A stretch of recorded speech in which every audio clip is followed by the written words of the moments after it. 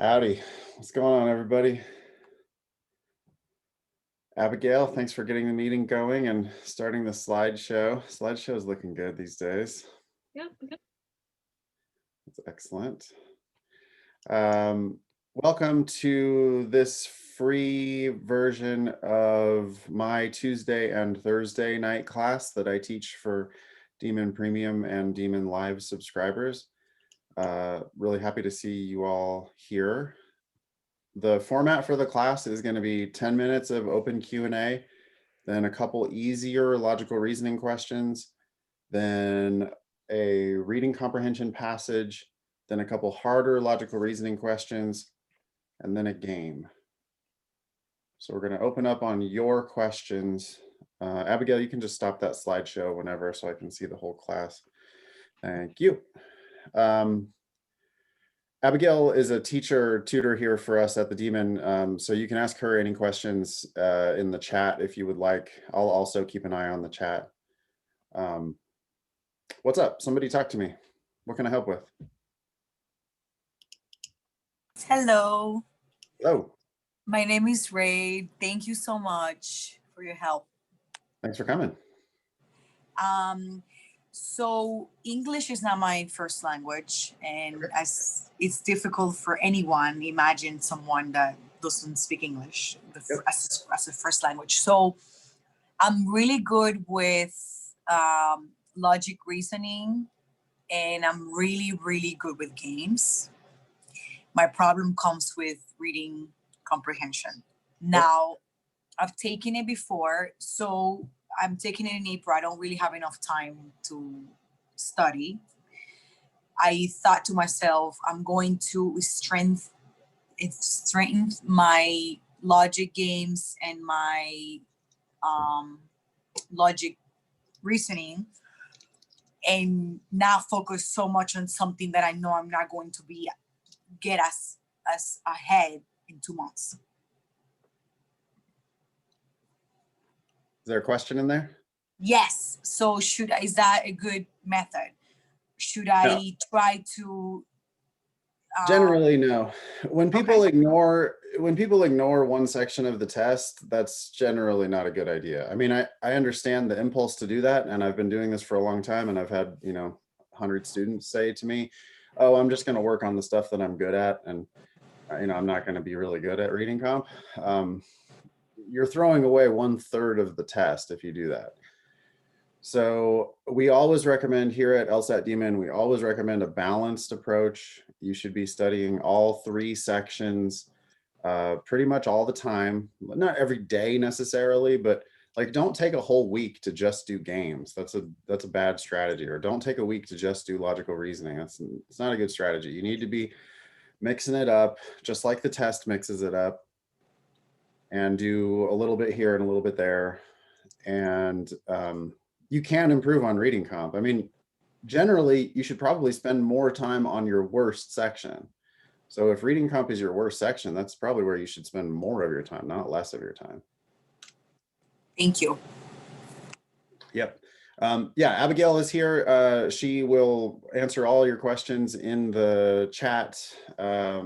If anybody has any technical difficulties, let us know. We'll sort you out right away as we proceed through the lessons.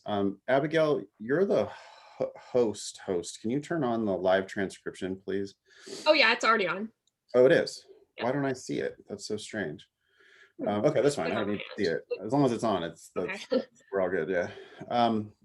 Cool. Thank you for your question. Somebody else want to talk to me? Hi, how's it going? Hey. I was curious about your recommendation of drilling. I've been prefacing a lot of logical reasoning, and I've been probably about 2-to-1 focus on logical reasoning and 1 for both reading comp and logic games. Okay. I was more curious, just any recommendations on that, if you'd say recommend one over the other, a more balanced approach, or if that seems more fair in a sense.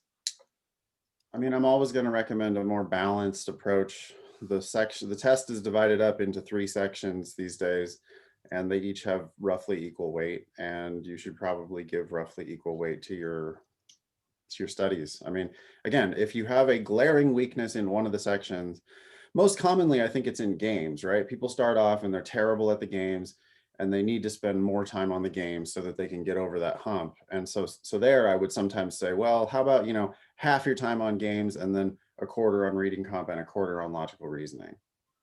But I can't imagine like it getting much more out of balance than that unless you were, sometimes we see people who are close to perfect at logical reasoning and close to perfect at reading comp, but then they have the weakness in games. There I might say, okay, yeah, you need to be spending 2/3 or 3/4 of your time on games since it's such a glaring weakness. But if it's not like a ridiculously glaring weakness, you need to probably be pretty even in the distribution of your time. Did that answer your question? Yes, thank you. Cool. Tiffany says, for someone who's looking to test in June or July, when should one start doing practice tests and how many practice tests are practical? It's a funny word choice, Tiffany. How many practice tests are practical to take? I guess first, lawyers are not practical as far as how much work they put in. Lawyers put in an impractical amount of work for every single thing that they do. So, the rest of the people in the room, Tiffany, are not thinking about doing a practical amount of tests. They're thinking about doing as much preparation as they possibly can before they sit down for this test that's going to not only determine where they go to law school, but also how much they pay to go there. People are going to do an impractical amount of preparation before they start. The right time to start doing practice tests is right away.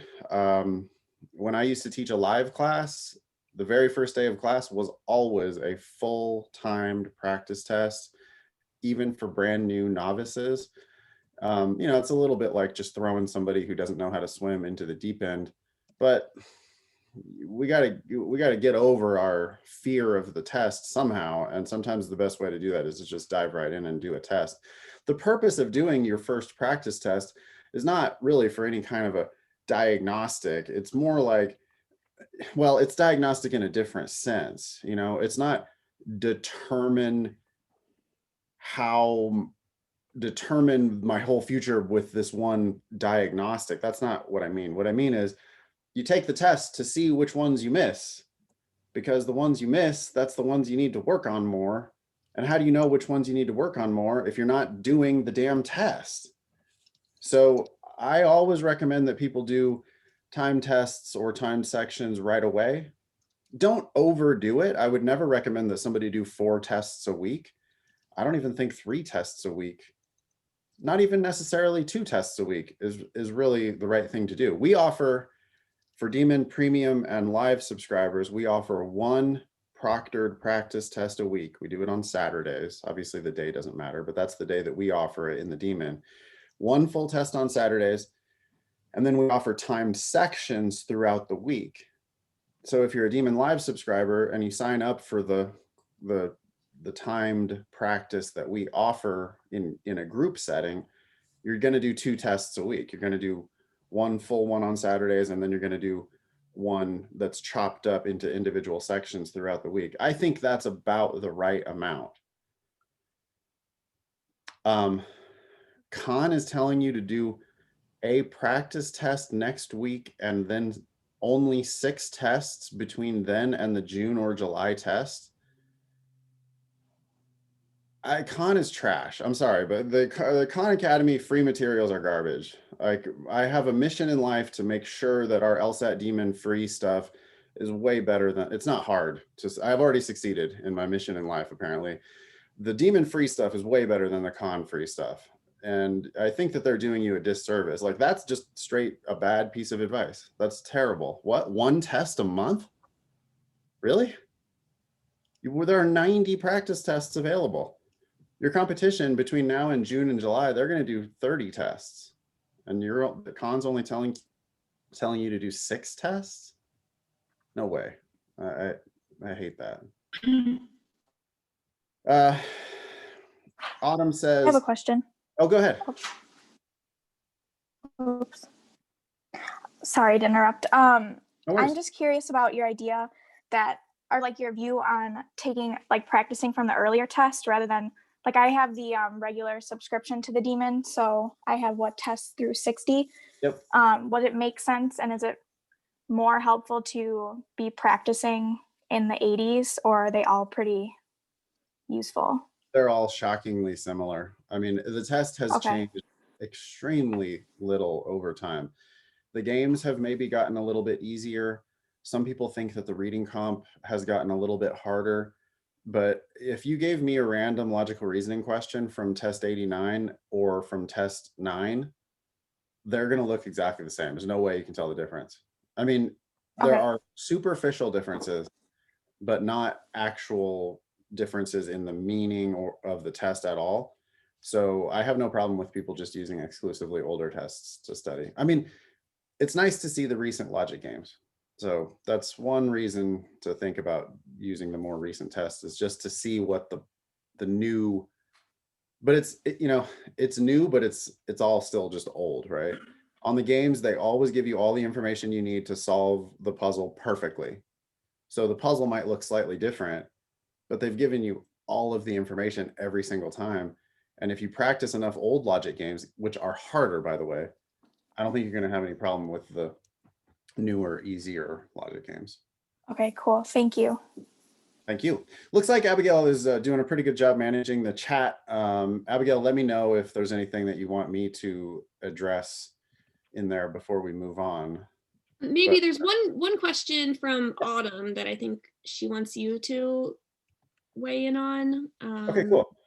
Great. Can you dig up our link, Abigail, for the agenda and stuff so we can sure. get moving? But I will answer Autumn's question. Thank you, Autumn. I've been told that if you do well on untimed tests but do poorly on timed tests, then your strategy needs improvement. What? I mean, what does that even mean? Your strategy needs improvement. I don't really recommend that people do untimed tests. Now, if you can do a test untimed and get them all right, you got no problems. You're fine. Anybody who can get them all right, untimed, can get a significant number of them right when you're timed. But I think a little bit what Autumn's question or comment is showing here is a confusion about what we're really doing on this test. Hello, can you hear me? Yeah, go ahead. Oh, good, great. I thought my speaker was not working. This is Autumn Selman, by the way.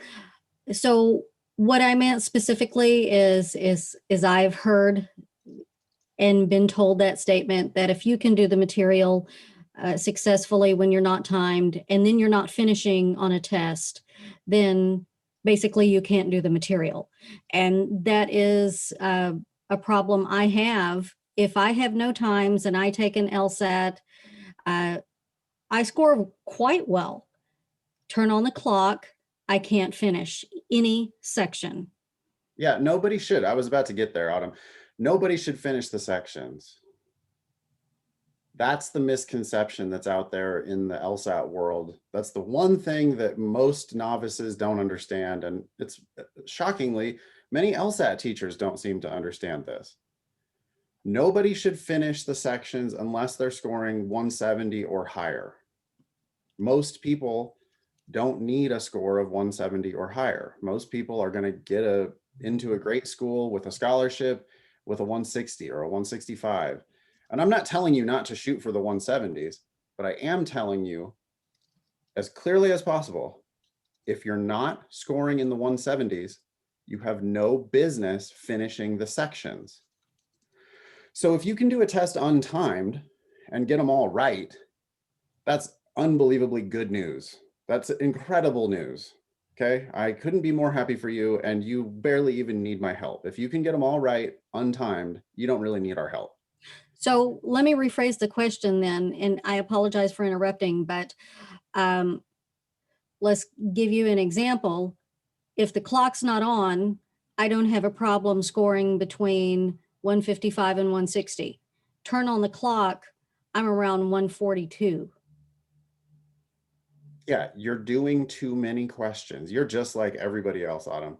You're Oh, just like, that's good. yeah, you're just like it is good news. I mean, we can help you for sure. You need to not worry about the time so much. What you need to do is turn off the clock while you're doing timed sections. Okay, so you start the section, the timer appears in the upper right-hand corner on the daemon. You click that timer and the clock poof disappears. Then you pretend as if you have all the time in the world. I'm not saying dilly-dally, but like focus on the question in front of you, get it right. When you're sure it's right, move on to the next one. Do that again. Move on to the next one. Do that again. Do that for 30 minutes. You're going to cover a lot of ground in that 30 minutes. You don't need to worry about how much ground you're covering. You just have to make sure that you're getting each one of those questions right. At the 5-minute warning, the clock is going to pop back up, and 6/7 of your time is already elapsed. So don't try for a miracle in the last 1/7 of your time. Instead, just get one more question right, and then maybe one more question right after that. You're going to randomly guess on all of the questions that are remaining in the section when your time is up. I recommend that you do that at the 5-minute warning, by the way. So the 5-minute warning pops up. I would just go D to the end of the section and then come back to whichever question you were working on. Calmly, carefully, accurately get that one right. Move on to the next one, get that one right. And then when time's up, you've gotten a bunch of correct answers on all of the questions you attempted. Ideally you ran the table, you got them all right. So let's say you did 17 questions or whatever, you got all of those right. You randomly guessed on 18 through 25, and you're going to get 1 out of 5 of those right for free because there's 5 answer choices. Got a 1 in 5 shot at getting it right without even attempting it, just random guessing. So the combination of correct answers on the ones you attempted and guesses on the ones that you didn't have time to attempt, that's what's going to lead you to your best score. And for somebody who's scoring in the 150s, you really should only be doing like probably 15 questions per section.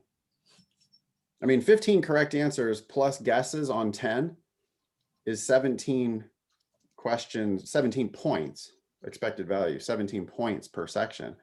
And 17 points per section is better than 150. So Autumn, my recommendation for you is do timed practice, but turn off the clock. Focus on accuracy on every single question you attempt. Probably only do about 15 questions per section, but get them all right. Guess on the remaining questions. I think your score immediately will be like in the mid 150s. Okay. It's easy. I swear to God, it's easy. I've been doing this for a really long time. Most people who really are crashing and burning and scoring in the 140s over and over and over, most of them, it's because they're just attempting too many questions. They're skimming the surface. They're not really understanding. They're getting, oh, well, I got 6 out of the first 10. Okay, 6 out of the first 10 is trash, y'all. That is garbage. 6 out of the first 10 it makes it impossible to be successful. You have to get 9 out of the first 10 or 10 out of the first 10. And if that means that you don't ever reach question number 19 or 20, that's okay, because 19 and 20 are a hell of a lot harder than those questions in the first 10 anyway. The sections tend to get harder as we go deeper into the section. So focus on getting the earlier, easier ones right, and then randomly guess on the ones at the end, which are the harder ones anyway. And I guarantee that that's going to be better for your score than whatever you're doing right now. The racing the clock and trying to finish is a failure. So, okay, with that, let's move along. Do we have an agenda, Abigail? There it is. It's higher up in the chat. These agendas are posted way in advance, by the way. You'll see that our girl Brittany has already posted the agenda for the free live class that I'm doing on March 9th and the free live class that I'm doing on April 6th. So if you would like to do those questions way in advance of those classes, you're more than welcome to. Maybe you're an accommodated student, maybe you just want extra time. We always post those questions way in advance so you can do your work before class if you would like. That said, we're gonna drop the links to these individual questions in the chat as we go, and hopefully Abigail will manage that for me. Here's the first one. Okay, great, thank you. Oh, sorry, I sent it to the wrong. I sent it to somebody. Yeah, Let me send it to the whole direct group. chatted it to somebody. I do that all the time. There we go. Okay, there we go. So first easier logical reasoning question is in the chat. You've shown up. That's step one. All you got to do now is do your best on this question. Try to get it right. And then the third thing is when you're ready for an explanation, you just give me a thumbs up like this, or you give me a thumbs up like that. And I'll know that you're ready for an explanation. We're going to have a discussion about the question. And the third thing that you're responsible for is just make sure that you ask me whatever questions and make sure you really understand this question before we move on. Okay. You've done the hard part by showing up. Now all you got to do is just try to do the question and make sure you push back. If you don't understand, ask me questions and I'll get you there before we move on to the next one. Okay. Good luck. Thanks.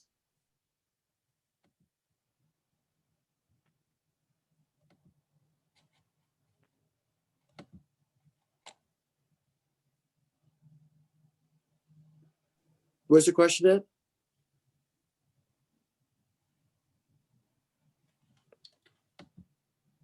The question is linked in the chat. Abigail sent it right before the last message. It'll be J, section 2, question 10. Thanks, Claire. Sorry, I didn't realize I was muted. No worries. So when I click it, it just goes to a login page. You'll need to log in order to see it. Oh, it's test J, section 2. 7. Question 7. I'll resend it. To be clear, Sorry, I did the math wrong. to be clear, everyone needs to log into their free LSAT Demon account in order to access these questions. Yes, you do have to log in. Private message Claire and Abigail. They can help you get your account straightened out if you have any problems at all with your account. Do the question in the Demon and then I'll explain it for everybody. Okay, and the link to the question is in the chat. That sort everybody out? So do we click free trial or log in? Log in. You should already have a free trial account, but log into your free trial account. And mine's not functioning. Okay, private message Claire, please. Okay. We got to keep the class moving. Thanks, Autumn. She'll get you sorted out.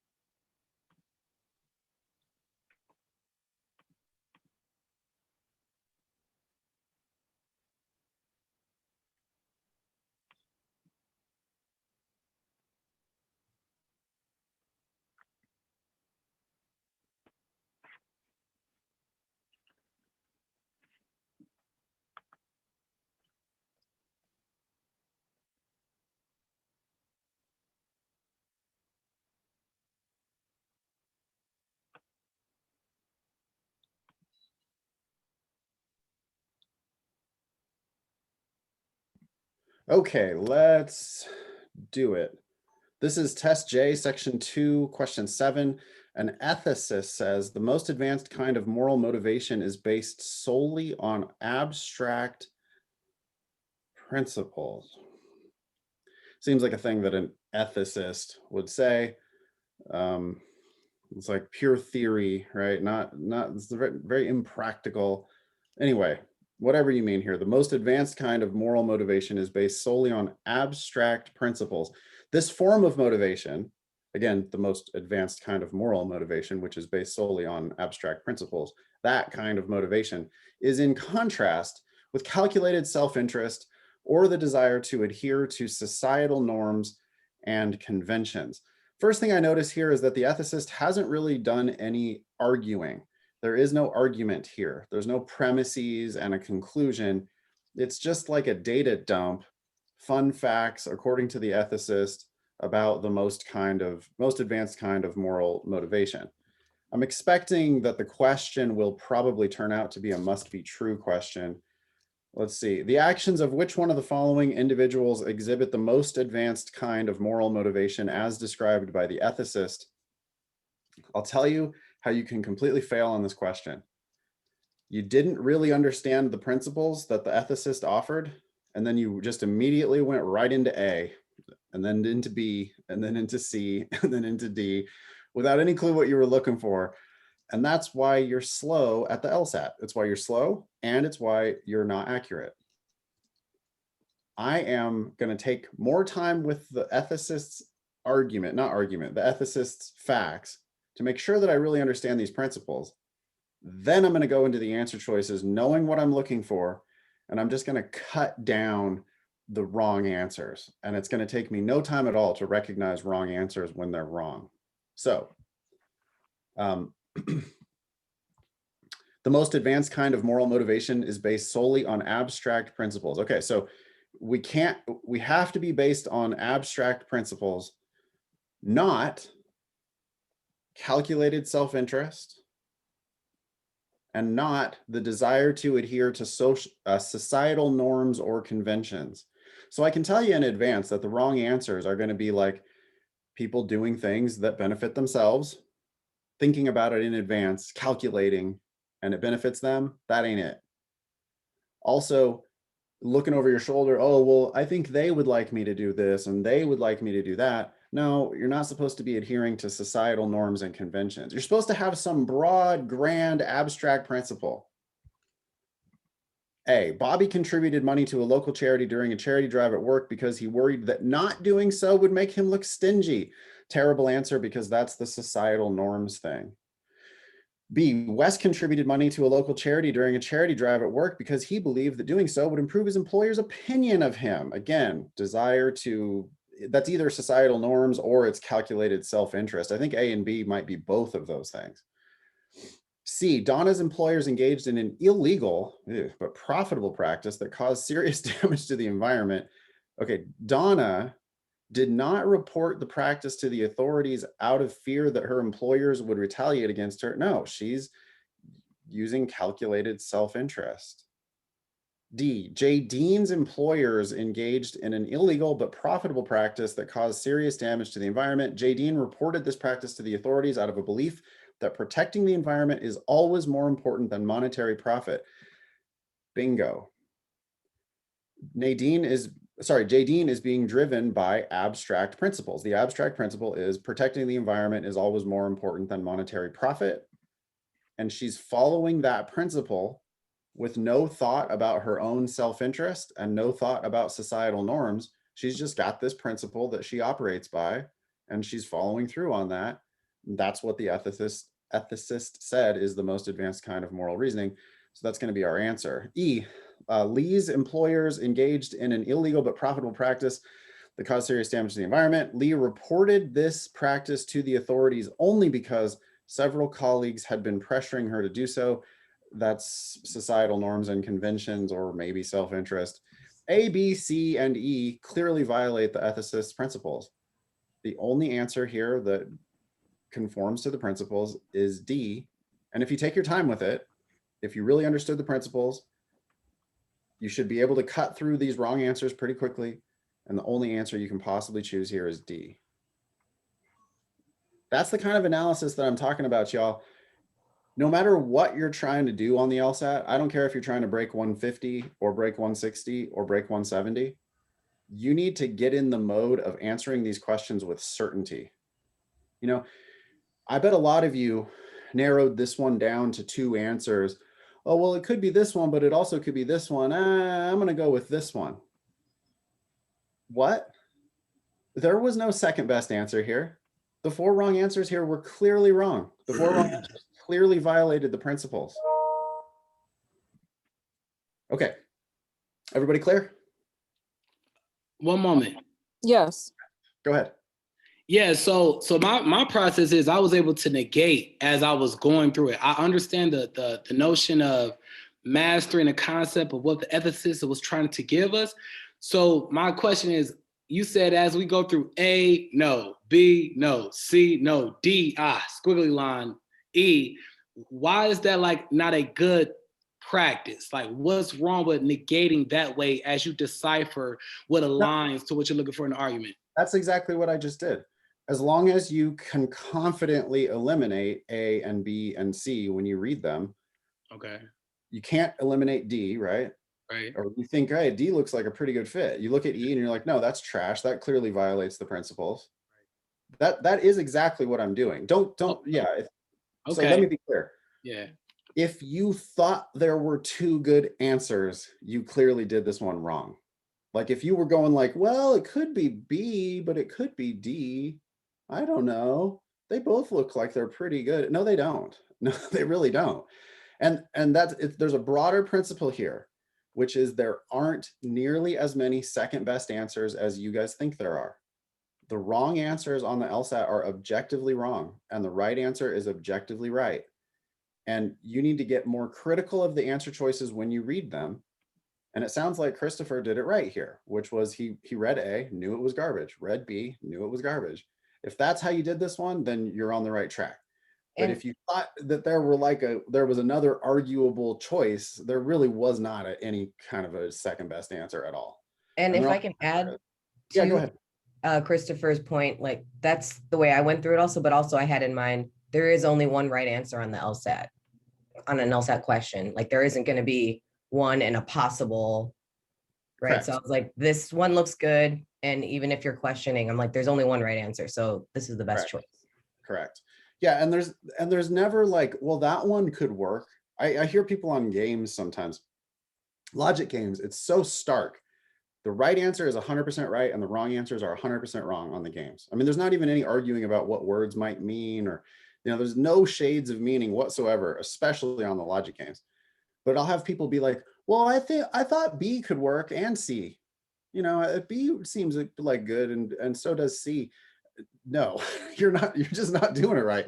There's one objectively right answer and 4 objectively wrong answers. So if you're ever like, yeah, that could work, that's an indicator that you're just not approaching the test critically enough.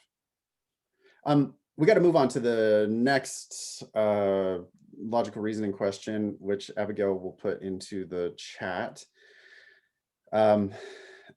Thank you for those of you who have your cameras on. I really super appreciate that. Being able to see your faces and get a little bit of nonverbal feedback makes me into so much of a better teacher. I also think it makes you into a better student. It's real hard to it's easier to space out, I guess, if you have your camera off. So if you turn the camera on, I think you get a little bit more of accountability, but I also really appreciate it because I can kind of get a sense of how the room is feeling about stuff. So we always try to encourage people to leave their cameras on as much as possible. Obviously there's reasons why you can't, but if you can, please turn your cameras on for me. Okay, next easier logical reasoning question is in the chat.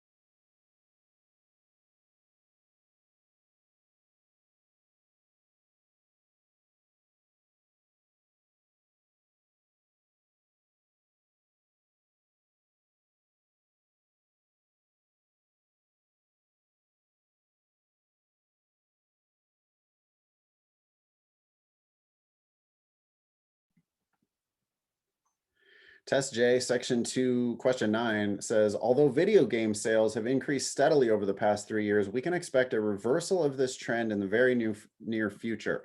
Wow, any gamers out there? I'm a gamer. There's no way video game sales are going to go down ever. Ain't happening. Anyway, what is their evidence for this obviously bullshit conclusion?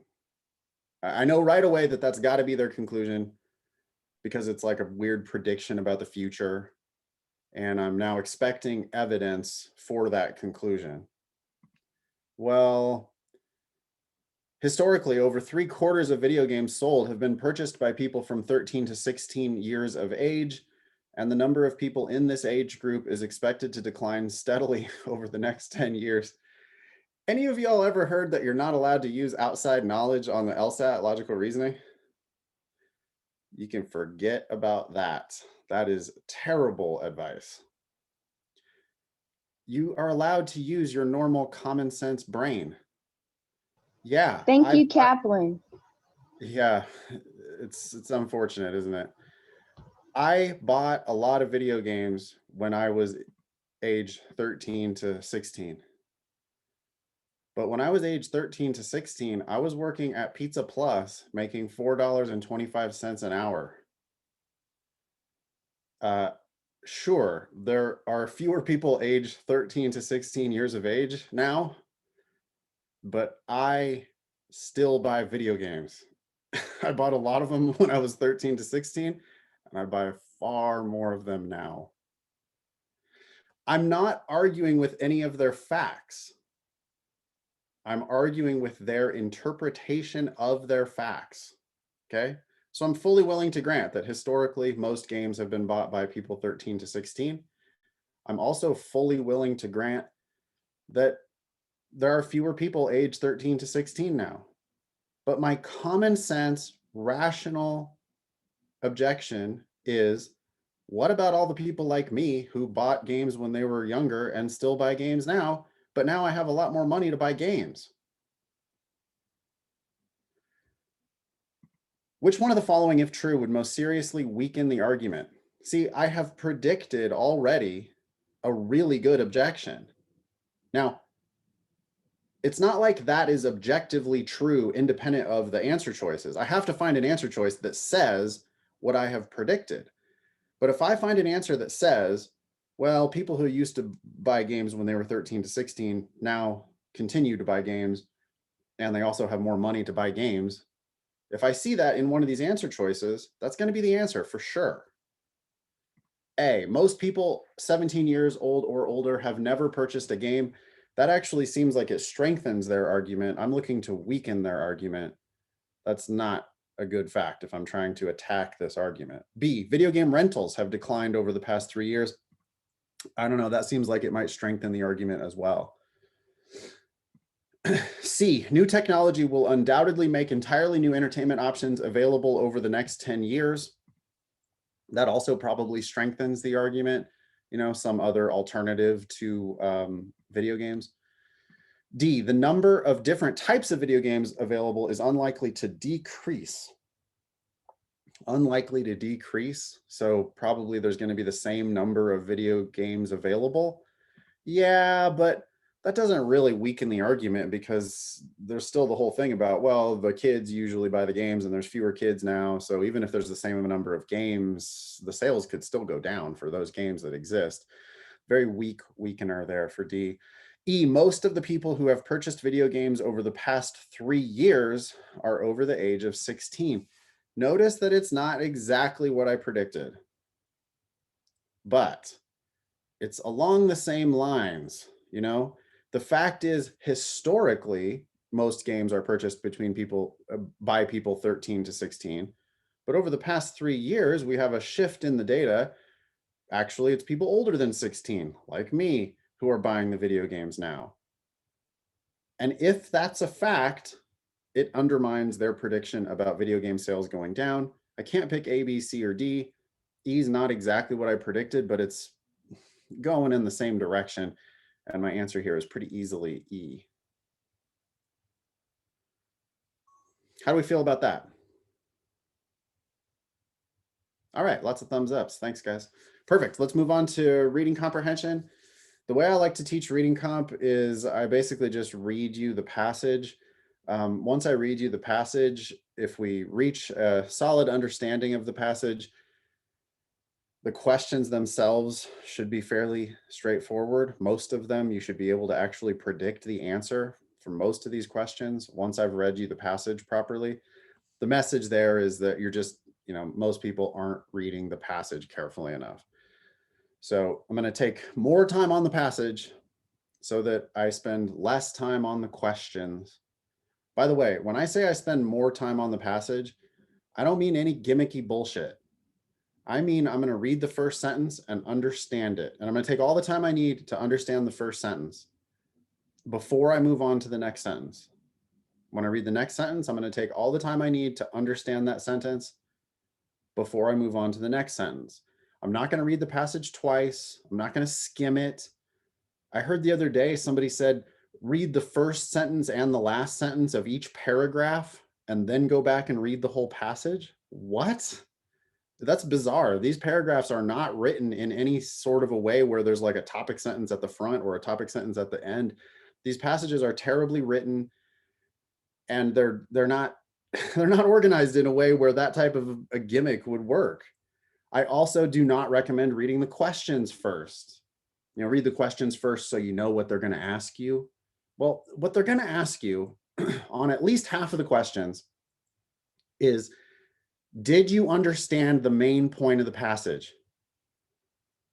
Do you know why this document exists? And the best way to answer the questions that ask you whether you know why the document exists is to just carefully read the document one time. I'm going to spend a little more time at the top than I am at the bottom, because if I understand the top, it's going to help me kind of predict what's going to happen later in the passage. So my comprehension will increase as I go, but I'm going to take all the time I need at the first couple sentences.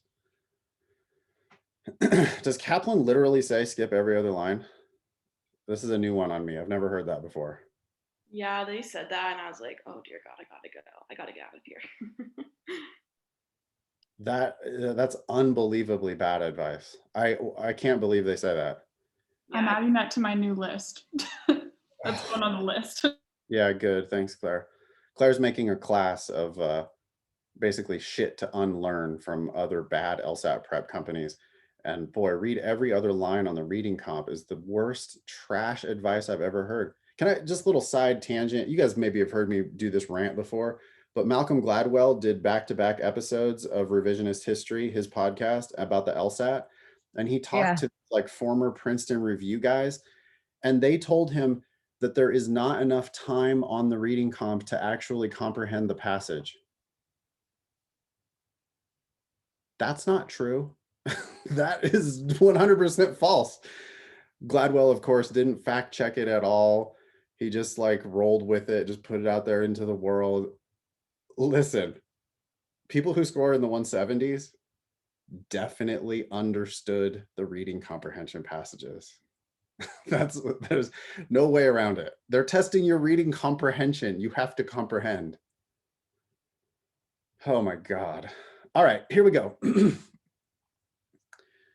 Test J, passage 4, story time. In tracing the changing face of the Irish landscape, scholars have traditionally relied primarily on evidence from historical documents. That's fairly straightforward. That's a good way to do history, look at historical documents. However, it says, such documentary sources provide a fragmentary record at best. Okay, so we're bitching about the written record. If we're going to try to trace the changing face of the Irish landscape, whatever that really means, you can't just look at the documents. The documents are incomplete. Reliable accounts are very scarce for many parts of Ireland prior to the 17th century, and many of the relevant documents from the 16th and 17th centuries focus selectively on matters relating to military or commercial interests. Okay, so if you want to know the history of the rolling hills or whatever, you can't just look at documents, because we go back far enough, there aren't any documents. And the documents that do exist are talking about you know, military or business shit, and they're not talking about the rolling hills. All right, I get it. I totally understand the first paragraph. Now, they haven't told us what we should look at. All they've done is told us, well, you can't just look at the documents. So the question here is obvious. Well, what do you want me to look at then? If you're not asking that question after you've read the first paragraph, I don't think you've read the first paragraph carefully enough. You know, they have an agenda here. This document exists for a reason. Why does this document exist? Well, they've got to be about to tell us other things that we should look at if we want to learn about the historical evolution or whatever of the Irish landscape. Making a prediction about what's going to come next makes it easier for me to understand it when it comes. Okay, I'm engaged now. Second paragraph says, studies of fossilized pollen grains preserved in peats and lake muds provide an additional means of investigating vegetative landscape change. And see, it's exactly what I predicted. Now, I don't know anything about fossilized pollen grains or, you know, peats and lake muds. I don't know anything about that. But pretty clear, the documents are incomplete. Hey, you know what you could look at? Fossilized pollen grains. Oh, really? What do those fossilized pollen grains do for us? Details of changes in vegetation resulting from both human activities and natural events are reflected in the kinds and quantities of minute pollen grains that become trapped in sediments. Interesting.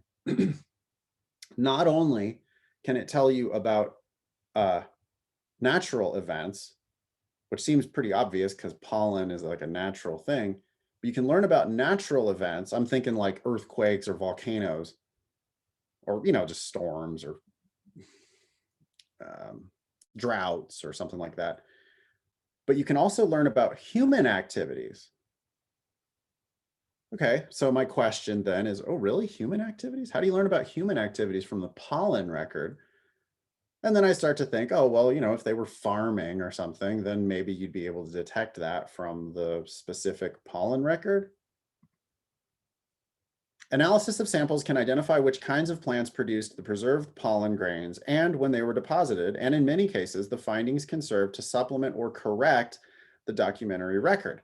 So now I'm thinking, okay, so I have this document from the early 17th century, and it's like business matters.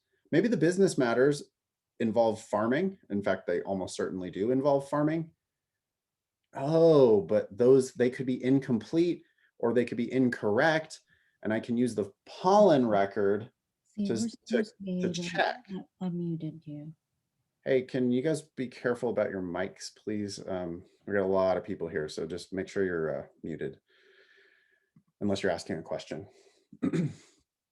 Okay, for example, analyses of samples from whatever, who cares, Lough, in County Down have revealed significant patterns of cereal grain pollen beginning by about 400 AD. The substantial clay content of the soil in this part of Down makes cultivation by primitive tools difficult. Historians thought that such soils were not tilled to any significant extent until the introduction of the moldboard plow to Ireland in the 17th century AD.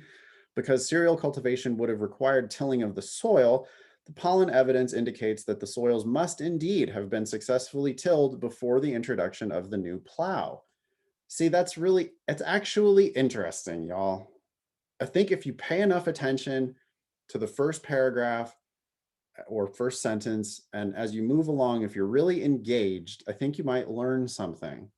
And that to me is a kind of an interesting fact. You know, this is like an example of historical science at work. We know that we can't till this soil with this certain kind of plow. And we know we didn't have this certain kind of plow until a certain time. And so people are like, well, we couldn't have tilled the soil. But the pollen record says, no, you were growing a certain type of grain that you couldn't have grown without tilling the soil. So one way or the other, you were tilling the soil, which actually seems to suggest that maybe they had some other technology that we didn't know about. Like maybe the plow came earlier than we thought, Or maybe they had some other method of tilling that we just don't even know about, which is kind of interesting. It's like forensic science. Another example concerns flax cultivation in County Down, one of the great linen producing areas of Ireland during the 18th century. Okay, tell me about it. Some aspects of linen production in Down are well documented, but the documentary record tells little about the cultivation of flax, the plant from which linen is made in that area. Okay, so what can the pollen record tell us? The record of 18th century linen production in Down, together with the knowledge that flax cultivation had been established in Ireland centuries before that time, led some historians to surmise that this plant was being cultivated in Down before the 18th century. But pollen analyses indicate that this is not the case. Flax pollen was found only in deposits laid down since the 18th century. Okay, so even though we did have flax in Ireland before then, we did not have it in this one part of Ireland, which we were able to learn from the pollen record. Last paragraph. It must be stressed, though, that there are limits to the ability of the pollen record to reflect the vegetative history of the landscape. For example, pollen analyses cannot identify the species, only the genus or family of some plants. Among these is madder, a cultivated dye plant of historical importance in Ireland. Madder belongs to a plant family that also comprises various native weeds, including goosegrass. Uh-oh. If madder pollen were present in a deposit, it would be indistinguishable from that of the uncultivated native species. Okay, wrap it all up. What's the main point of this passage?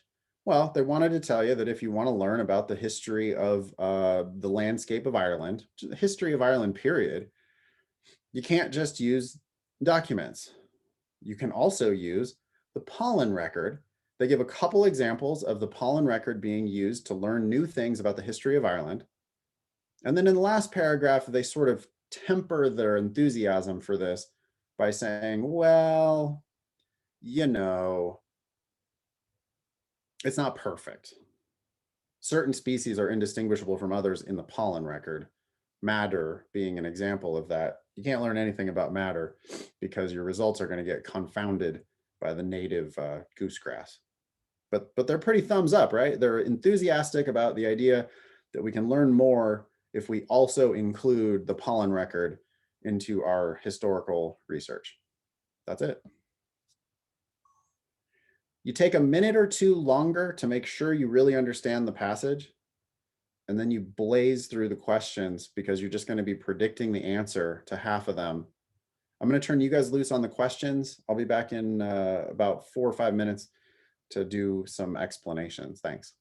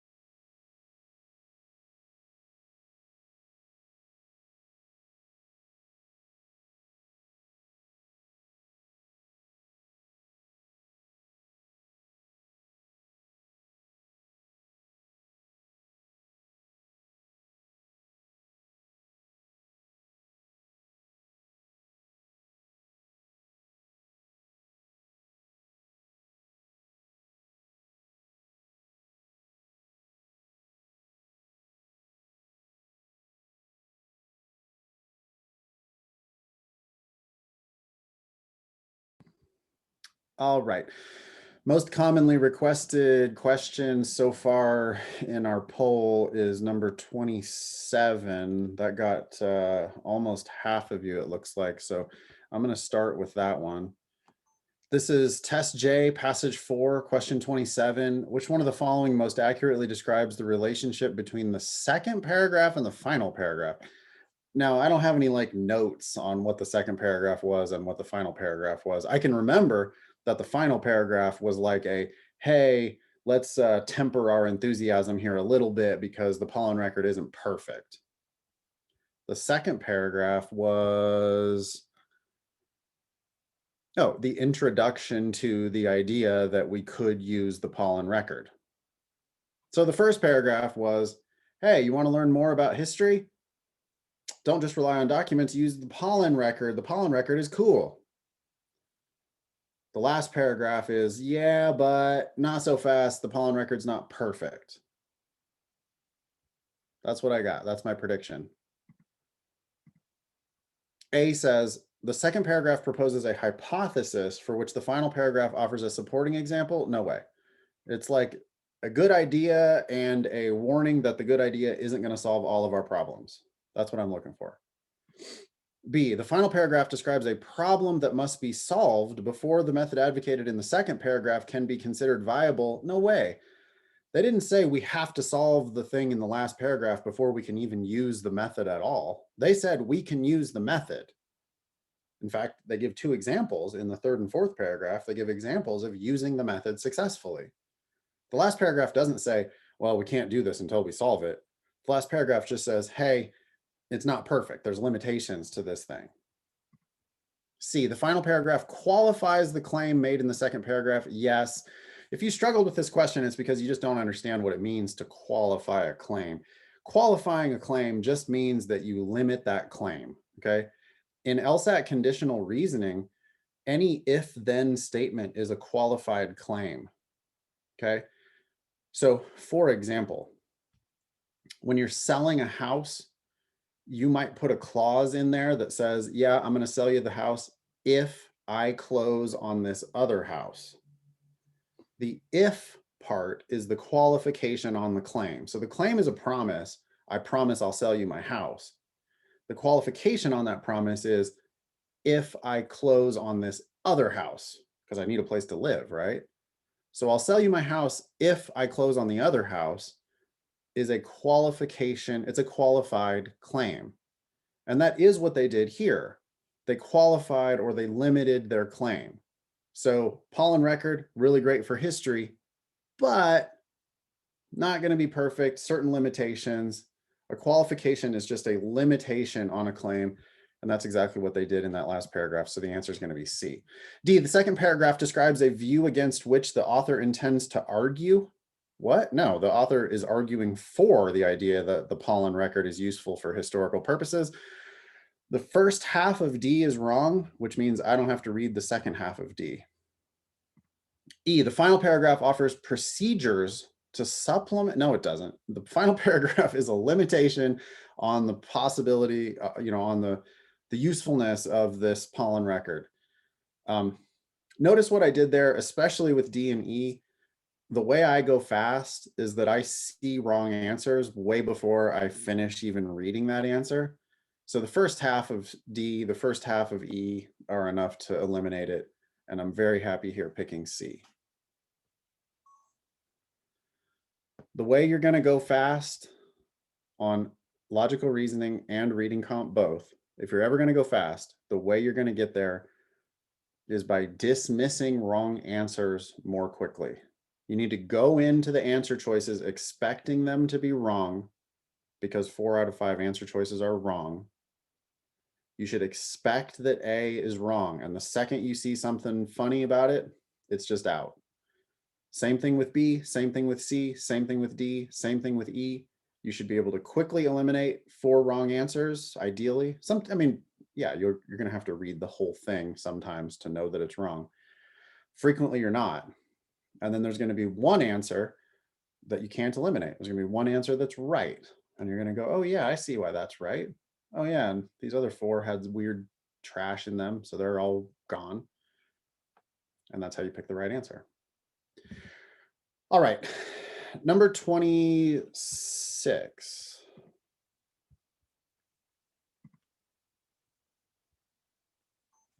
Test J, passage 4, question 26. The passage indicates that prior to the use of pollen analysis in the study of the history of the Irish landscape, at least some historians believed which one of the following. Okay, so I think we're probably going to be in the third or fourth paragraph here, because the third and fourth paragraph were examples of the pollen record giving new information or correcting old mistakes, right?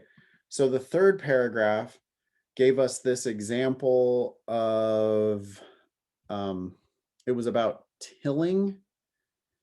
It said, hey, you know, we didn't think that there was any cultivation, there couldn't have been tilling until the moldboard plow in the 17th century. That could be the answer easily. Okay, that there was no cultivation of the soil until the introduction of the moldboard plow in the 17th century. That is a misconception that was corrected by the pollen record, because the pollen record shows whatever it was, some cereal grain pollen, and that cereal grain could not have been there if there wasn't cultivation. And so it proves that there had to have been cultivation. We don't know how, we don't know what technology they used, but we do know that there had to be some tilling of the soil.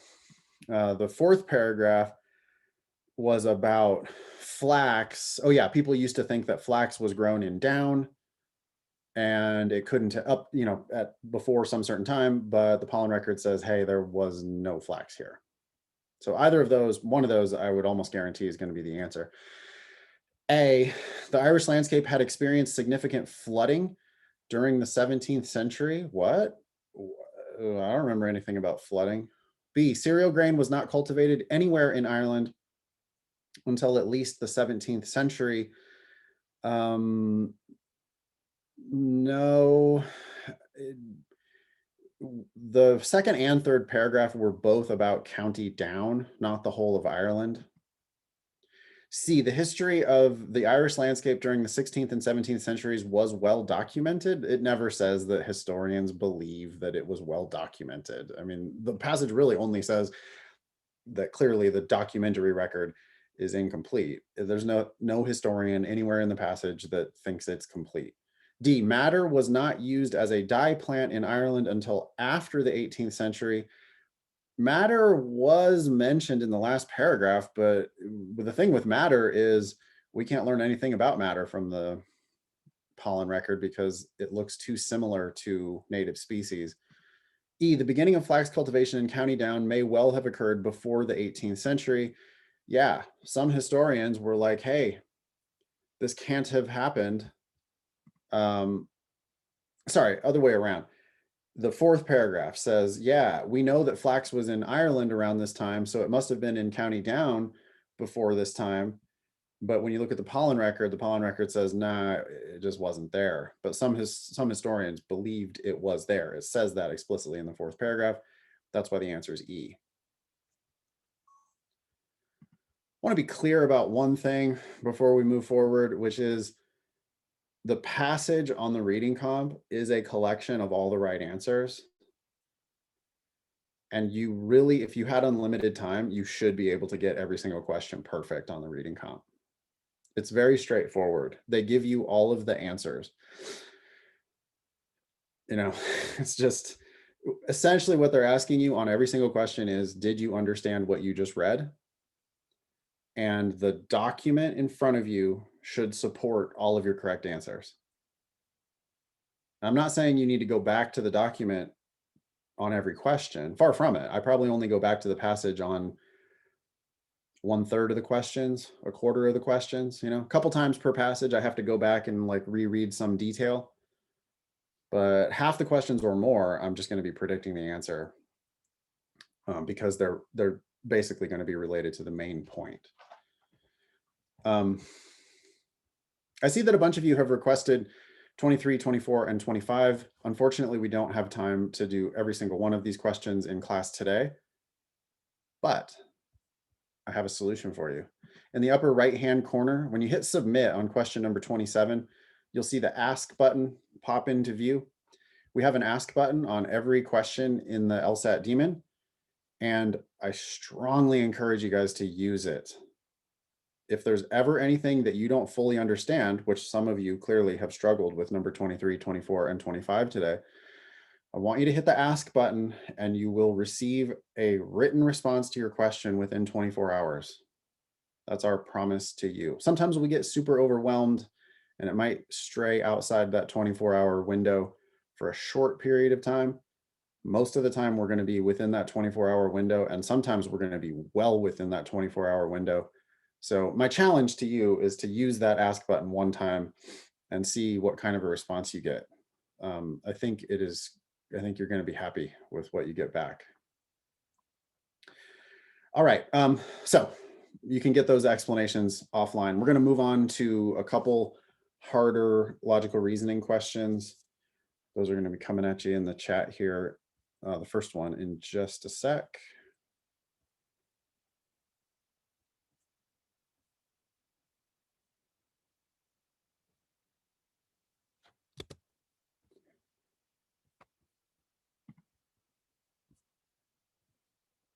Abigail, you digging it up?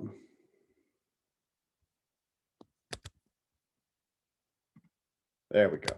Okay, this one's going to be presumably a little harder. It's later in the section, which means on average, it's going to be harder. Take your time with it. Make sure you think you've got the right answer before you hit submit.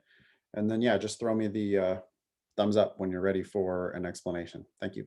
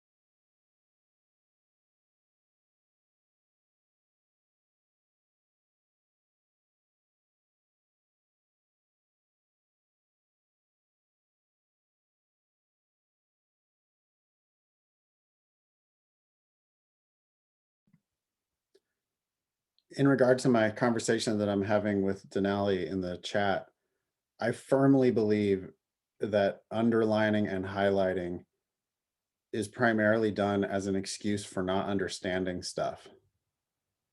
It's like people read something and they go, oh, that sounds important, I'm going to highlight that. Or they get to the end of a paragraph and they try to come up with some weird summary of the paragraph.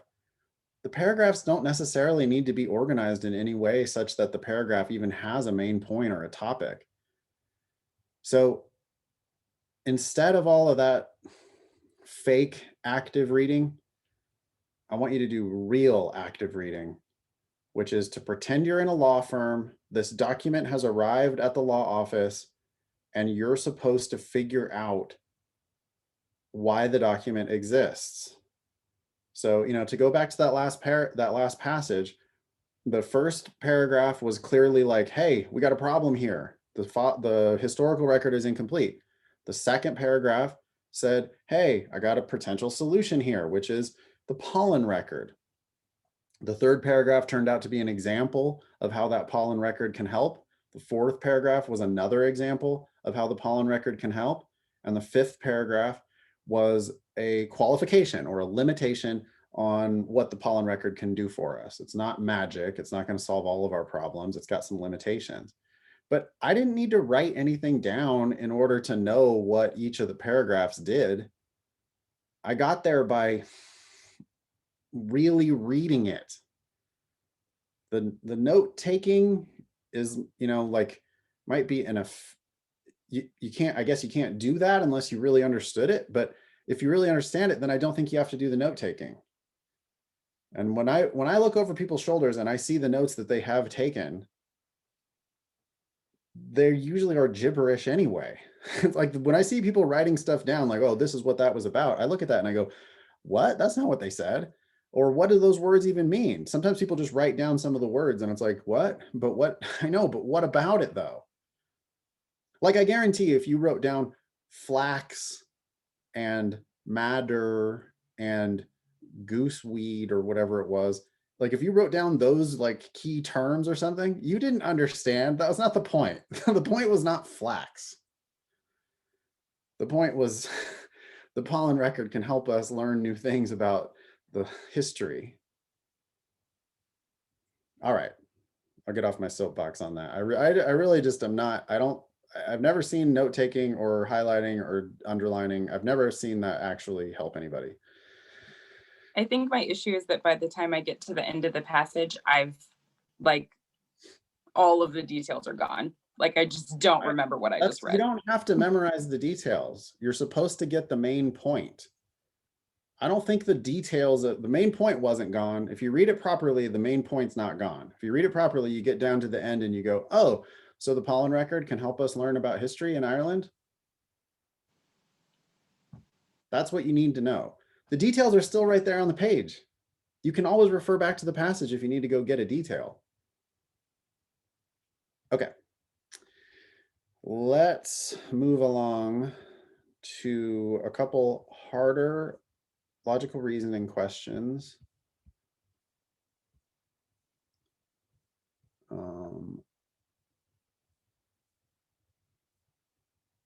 There it is. Test J, section 2, question 18. Modern science is built on the process of posing hypotheses and testing them against observations. In essence, attempting to show that the hypotheses are incorrect. It's the beauty of the scientific method, y'all. We propose hypotheses, we then compare them to observations, and our constant goal as scientific thinkers is to disprove our own hypotheses. It's a beautiful thing. Nothing brings more recognition than overthrowing conventional wisdom. Yeah, you want to be a rock star in science? Overthrow E equals MC squared. If you can prove that that's false, you will be an incredible superstar in the world of science. That's all scientists are ever trying to do, is disprove their own hypotheses. It is accordingly unsurprising that some scientists are skeptical of the widely accepted predictions of global warming. Well, that's because scientists are just natural skeptics. That's what we do. We try to disprove our own hypotheses. If we can't disprove hypotheses, then we probably provisionally accept them while we continue to try to disprove them for the rest of our lives. But we at least say, well, hey, we haven't been able to disprove this so far, so maybe this is true. So they're skeptical not just of global warming particularly, they're skeptical of everything, including global warming. What is instead remarkable is that with hundreds of researchers striving to make breakthroughs in climatology, very few find evidence that global warming is unlikely. So here's what's happened, y'all. The scientific community, somebody had a hypothesis that, hey, I think humans might be causing the Earth to warm. Every scientist in the world immediately set about trying to disprove that hypothesis, which is not surprising because that's what scientists do. What is surprising is that nobody has been able to disprove it, which is why we now know that the scientific community generally accepts this as true, because everybody's been trying to disprove it for so long and they haven't been able to. That's what we mean when we say that scientists believe in global warming. They've tried their hardest to disprove it and failed. The information above provides the most support for which one of the following statements? Okay, it's just a must be true question. I really engaged there. You saw that? I really engaged with the facts. Which one of these 5 is proven by those facts? A, most scientists who are reluctant to accept the global warming hypothesis are not acting in accordance with the accepted standards of scientific debate. I don't see any reason to like that answer. You know, that's what scientists do. Scientists are skeptical. You see this right here? Hey, can you guys be careful with your mics, please? And maybe even Claire and Abigail, you can mute people if they're talking background noise. B, most researchers in climatology have substantial motive to find evidence that would discredit the global warming hypothesis. Most researchers in climatology have substantial motive to find evidence that would discredit the global warming hypothesis. Yeah, and that's just, the evidence is clear right in the passage, okay? It starts off with modern science is built on the process of posing hypotheses and then attempting to show that the hypotheses are incorrect. That right there is enough to support B, but it doubles down and it says nothing brings more recognition than overthrowing conventional wisdom, which if global warming is now conventional wisdom, then nothing would bring more recognition than overthrowing that. And so those first 2 sentences are super strong evidence in support of B. I'm sure that's the answer. C, there is evidence that conclusively shows that the global warming hypothesis is true. Nope. We haven't been able to prove it untrue. That's what science does. It doesn't prove things true. It poses hypotheses and tries to prove those hypotheses false. Everything that's left, we might accept for now, but that doesn't mean it's proven true. It just means we haven't been able to prove it false. D, scientists who are skeptical about global warming have not offered any alternative hypotheses to explain climatological data. You have no evidence for that. That's a garbage answer. If you picked that, you're just not doing it right. I mean, there is no evidence in the passage to suggest what D says. You can't pick answers like that, guys. E, research in global warming is primarily driven by a desire for recognition in the scientific community. That one's a little tricky. There is evidence that scientists might, be interested, or at least it says, hey, here's how scientists could get recognition. But there's no evidence in the passage that recognition is the primary, really the primarily there makes E conclusively false. We know that maybe they are driven somewhat by a desire for recognition, but we can't vouch for the idea that they are primarily driven by a desire for recognition. There could be a million other things, including they want to save the planet. So that's why we can't pick E.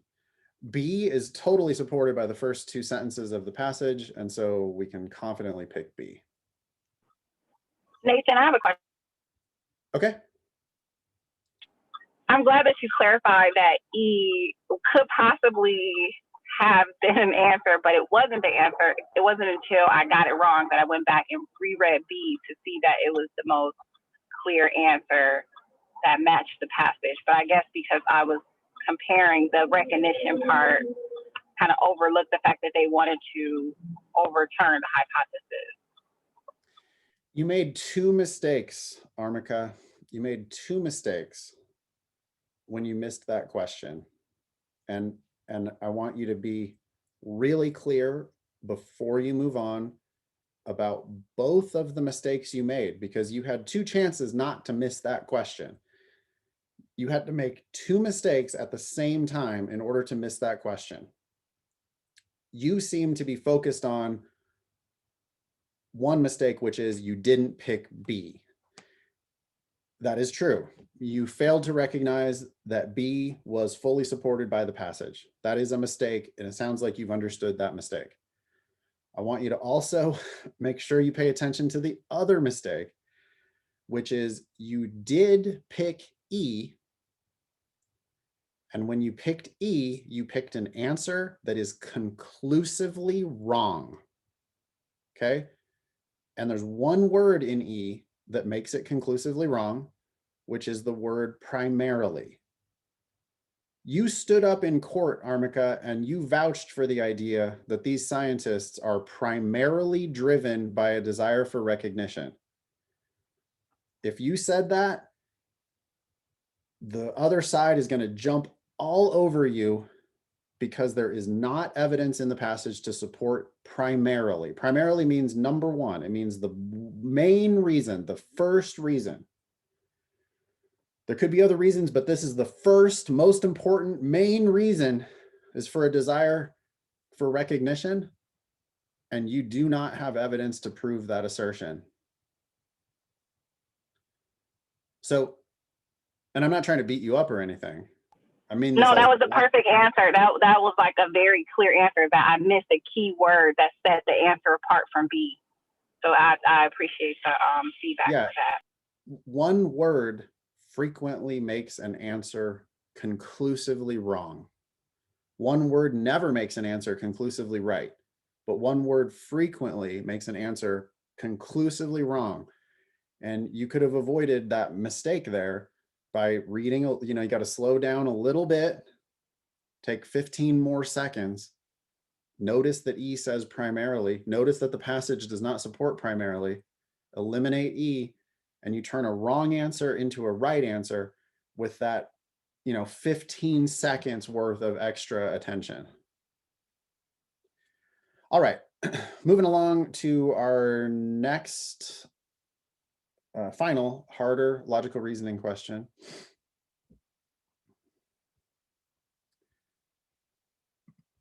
Have fun.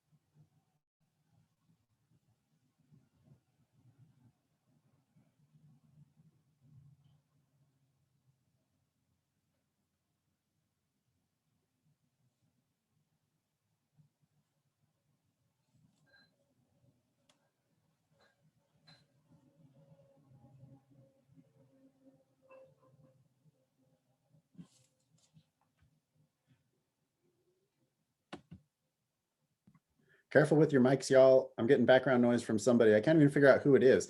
Zoom speaker view should put that person right up on the screen so that we could all have them mute, but it wasn't working for me. I don't know what's going on. Anyway, thank you for being careful. We got a lot of people in the room. All right. Test J, section 2, question 19. Historian says the Land Party achieved its only national victory in Benestria in 1935. That sounds like a fake, made up country. Apologies if your family is from Benestria. It doesn't really matter though, because that sounds like it's a premise of an argument, and I'm going to accept it as a fact. You know, yeah, Benestria, 1935, Land Party, only national victory. Got it. It received most of its support that year in rural and semi-rural areas where the bulk of Benestria's population lived at the time. Okay, so most of them lived in the country. That's where the Land Party got most of their support. I mean, kind of stands to reason if that's where most of the people lived. Anyway, the economic woes of the years surrounding that election hit agricultural and small business interests the hardest.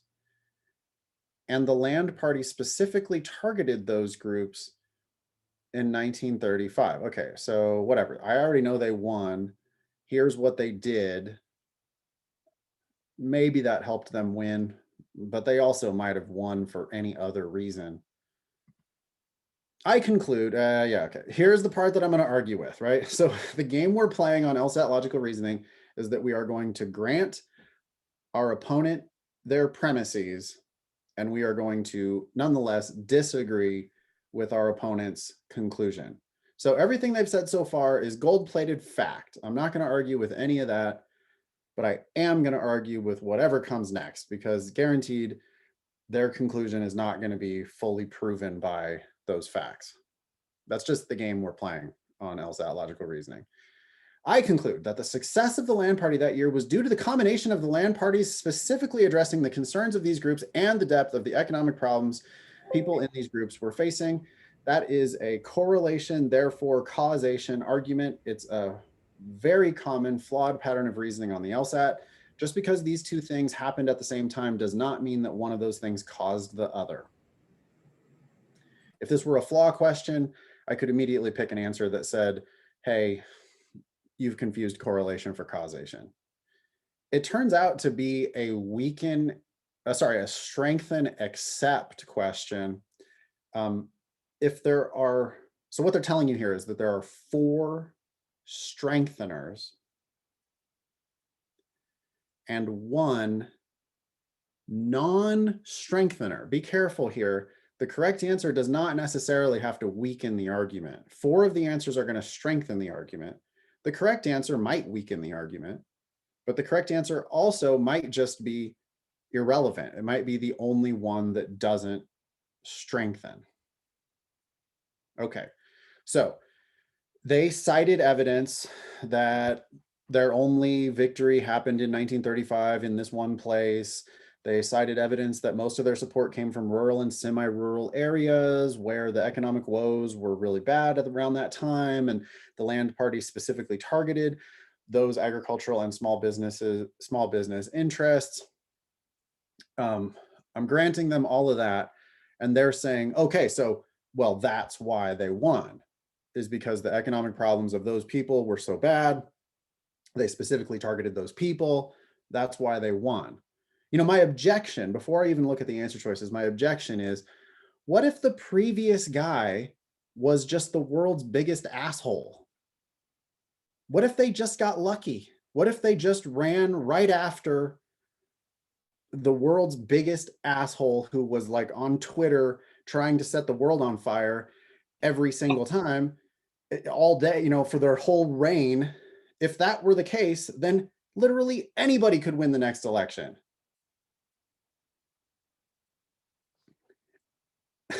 How do they know that that's not true?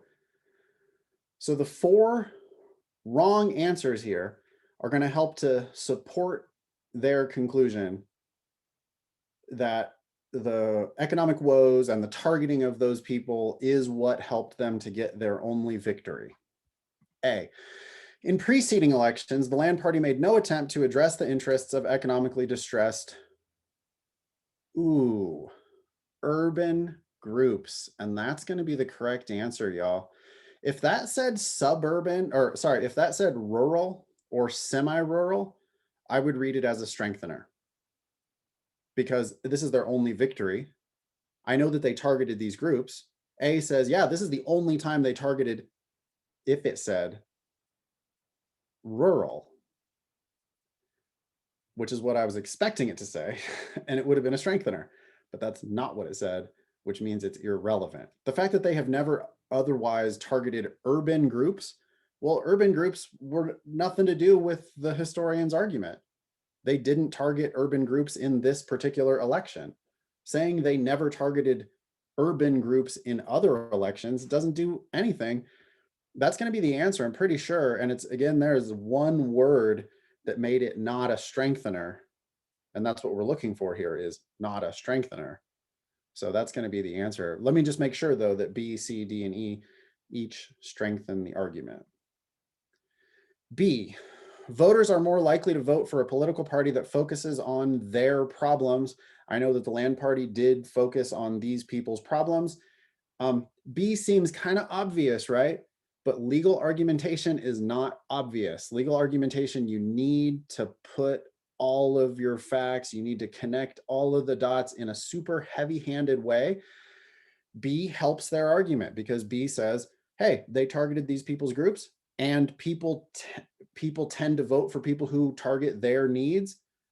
Okay, that helps them build their case. Now, it doesn't prove their case, but it at least helps their case. And 4 of these answers are going to be like helpers.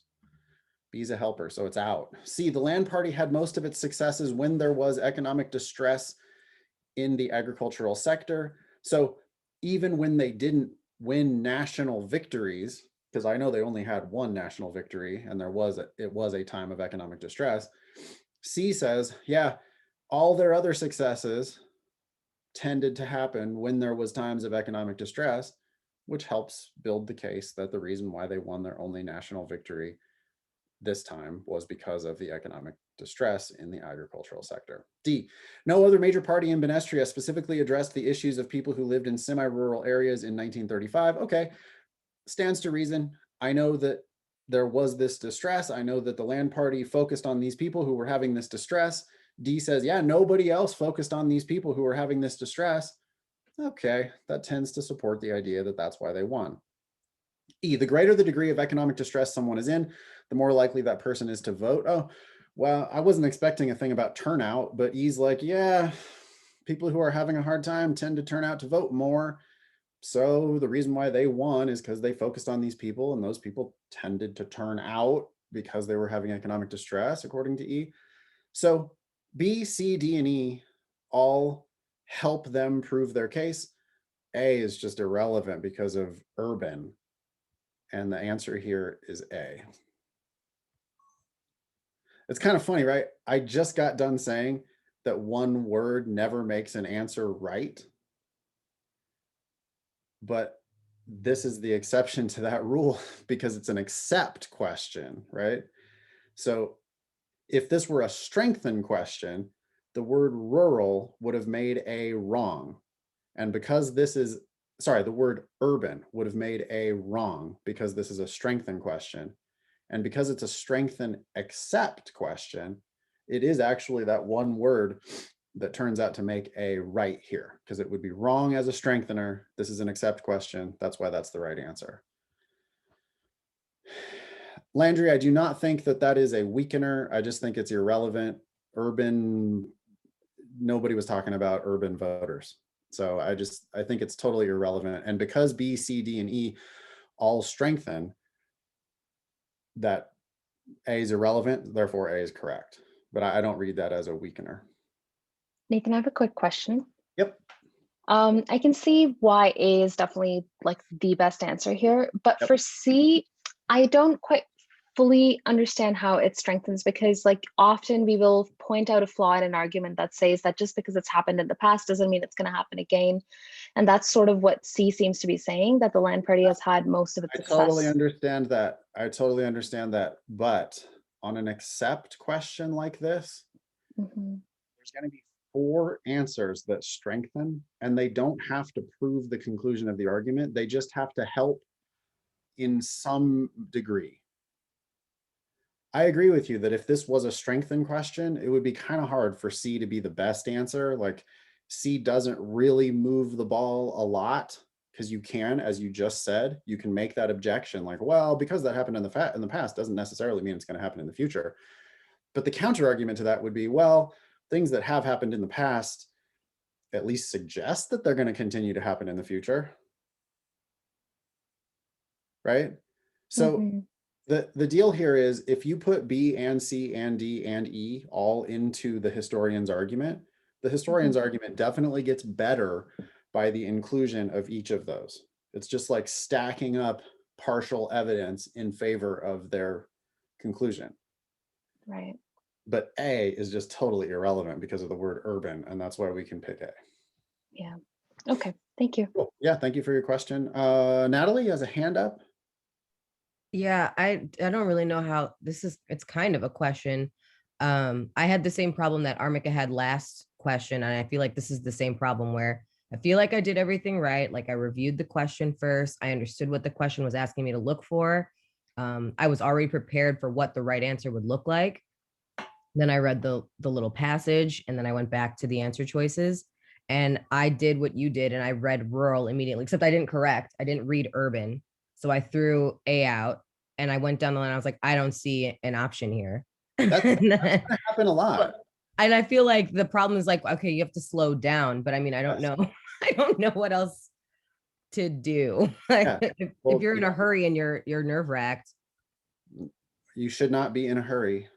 You should not be nerve wracked.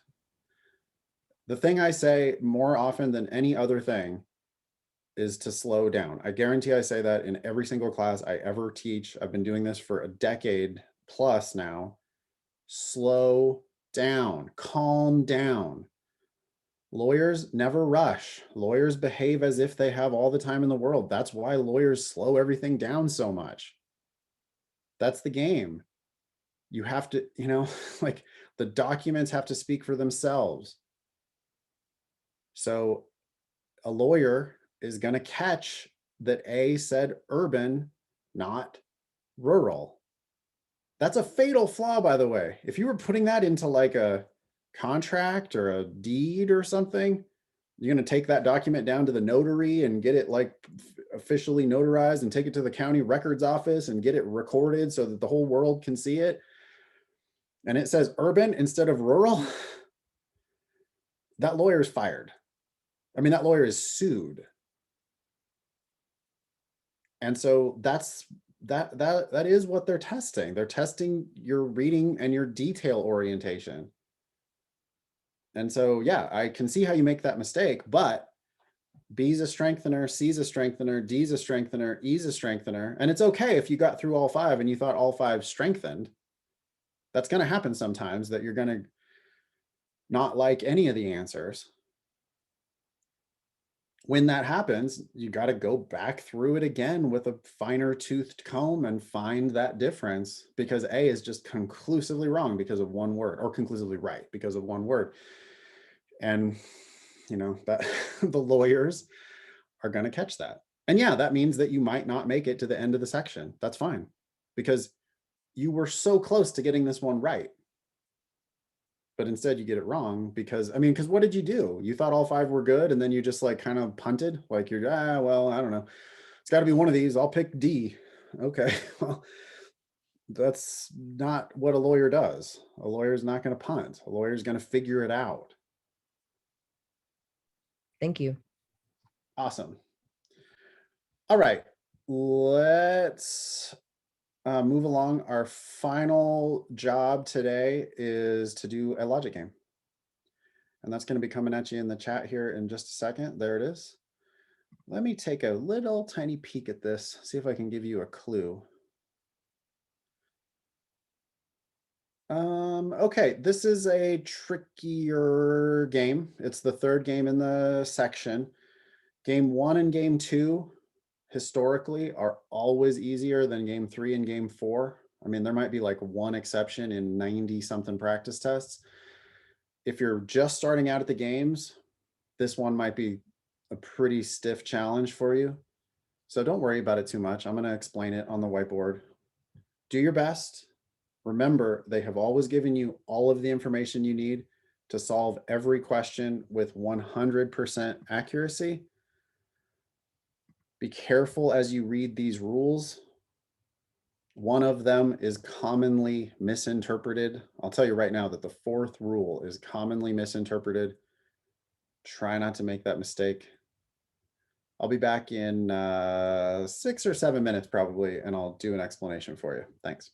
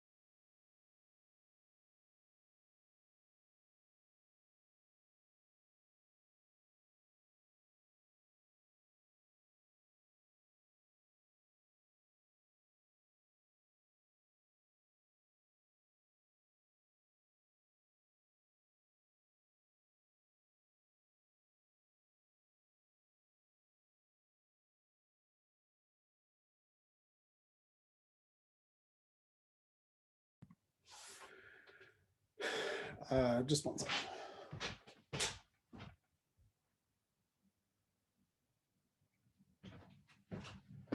Okay, I'm about to dive in. Before I do, I want to just thank you guys all for being here and ask that you tell your friends. I believe that LSAT Demon free is the best free LSAT prep that exists. And I really have a goal of giving away a ton of free content to all of the entire world of LSAT prep. I know that not everybody can afford any kind of paid LSAT prep, and I'm really just disappointed in the free resources that are out there. So please tell people to come to LSAT Demon. We're going to continue to do free live special events like this, but even just the tool itself, Demon Free, is already pretty useful. We have 2 previous versions of this same format of a class that are already recorded and up on lsatdemon.com. So if you enjoyed this class, you can go check out those recorded versions. You can also please tell your friends. We got all kinds of cool stuff going on at LSAT Demon, and a lot of it is available for free. So thank you for being here. Thank you for telling your friends. This particular game, this is Test J, the 3rd logic game, the cruise ship one. We've got 7 stops on our voyage, week 1 through 7. And I'm not going to bother labeling 1 through 7 because I read from left to right. So this will normally be 1 and this would normally be 7. So I don't really need to label it. There's nothing weird going on here. It says that we can't go to Jamaica in week 4. So I wrote that down. It says we have to go to T in week 7. So I wrote that right into my 7 spots. I just went ahead and put T there in the 7th spot. We have a rule that says there are exactly 2 M's and there has to be at least 1 G in between. So I wrote that as M before G before M, M1 before G before M2. And I'm going to remember that there aren't any other M's. There are exactly 2 M's and we have to put a G somewhere in between them. The next rule, the 4th rule, is the one that's most commonly misinterpreted. What people do if they really struggled, and if you really struggled on this game, I would bet that you might have just written this, that every time, that there's always a G before a J. And you might have inferred incorrectly that this G has to have a J with it. Now, it frequently is going to. The G that's between the M's, sure, that can be a GJ, but it doesn't have to be a GJ because the rule is conditional. The rule says G will be the destination the week preceding any voyage it makes to Jamaica. So Jamaica there is the sufficient condition. Anytime we have a J, that's what this arrow means, by the way, if then. If we have a J, then we have to have a GJ. But it doesn't work the other way around. You don't have to put a J after every G. That's just not what the rule says. The rule says anytime you go to Jamaica, you have to have gone to G the previous week. But you can have a G without a J. You just can't have a J without a G. All right. Last rule says you can't have any, you can't go to the same place twice in a row. So I wrote that down as XX and then crossed it out. That just means that you can't, whatever, you can't go to the same place twice in a row. Okay, so we can make a couple more inferences here. Because of this rule, you can't go to the same destination twice in a row. Well, that means I can't go to T in week 6 because I know I go to T in week 7. I've also made this inference, which is a little bit of a harder inference. Probably half of you made this inference. J can't be the destination in week 1. Why? Well, because anytime you go to Jamaica, you have to go to G the previous week, and there is no previous week. Therefore, you can't go to Jamaica in week 1. It's fairly straightforward, to be honest, but you have to be careful and take your time and try to make inferences like that. This one's pretty easy. I bet everyone saw that. This one's a little bit harder. And some of you probably also made an inference like, wait, what was it? Oh, you probably, this is a fake wrong inference. Some of you probably put, oh, you can't have G in week 6. If you thought you can't have G in week 6, that's because you thought that every G has to have a J after it, but that's just not how that rule works. You can have Gs without Js. So as far as I know, you can have G in week 6. Be careful not to make inferences that are not justified. I could think about making worlds here. I think I'm going to try it today without making any worlds. If I was going to make worlds, I would be focused on the M before G before M, I think, or I might be focused on where Jamaica goes. You know, one interesting question is, can you have 2 Jamaicas? If you had 2 Jamaicas, you'd have to have 2 Gs. And I know I have 2 Ms. That's 6 things. Oh yeah, and I've got a spot for a T. So I'm not sure that I can have 2 Js, but I can't disprove the fact that, you know, the idea that I would have 2 Js. Okay, so I'll just leave it. Let me see if I can answer the questions. Number 11, which one of the following is an acceptable schedule of the destinations in order from week 1 through 7? We call this a list question. These questions are really easy to do by process of elimination. All I have to do here is just take a rule and knock out answer choices. So Jamaica can't go in week 4, gets rid of D. Trinidad has to be the destination in week 7, gets rid of E. We have to go to M twice, and there has to be a G in between it. Gets rid of B because there's no G between the 2 M's. Anytime you have a J, you have to have a G right before it. Gets rid of C. Notice that C has Jamaica in week 1. Automatically violates that rule. You can't, there is no week 0, so we can't have G before J, so that gets rid of D. I've already narrowed it down to just one answer, A, but I have one more rule to test, and I would always test that rule to just make sure that I didn't, you know, mess something up. No destination will be scheduled for consecutive weeks. I scan through A. Yep, there's nobody going in consecutive weeks. So I've eliminated B, C, D, and E. I've tested all the rules. A passes all those rules. So my answer for number 11 is A, and I'm 100% certain about it. I'm going to skip number 12 and go ahead to number 13. I have a preference for after I do the list question, which was question number 11 here. It's the first question for most games. After I do that list question or acceptability question, I then am going to do the questions that start with if. So, and I'm going to keep a record of those questions, and they might help me with a more general, broad question like number 12.